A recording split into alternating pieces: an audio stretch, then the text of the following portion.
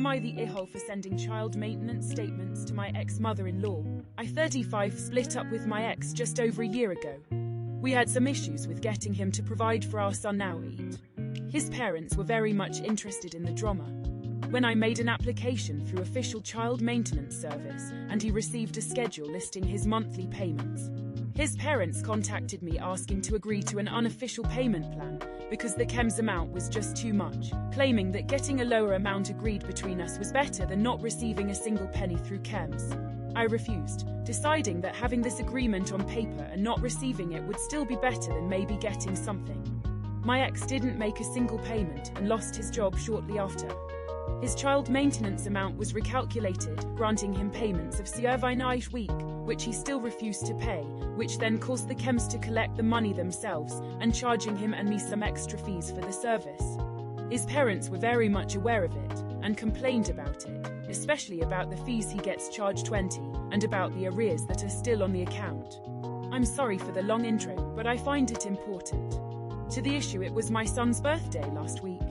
I took time off and took him on a too-short stay at one of the UX theme parks.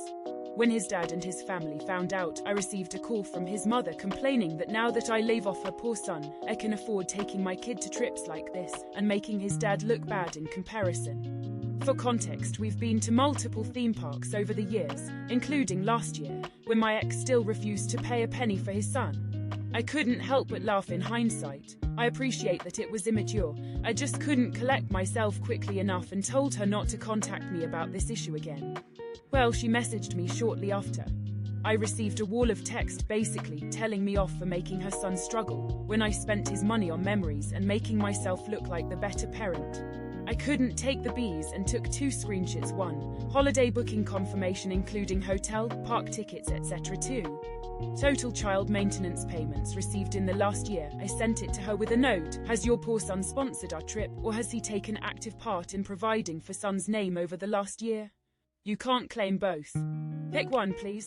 In response, I received more angry messages from both ex-mother-in-law, upset about being called out like that, and from my ex, who was angry that I got his mother involved and that I pointed out how bad he is at providing for our son. I don't think I got her involved, but my opinion may be skewed, so here I am, asking Reddit, am I the a-hole?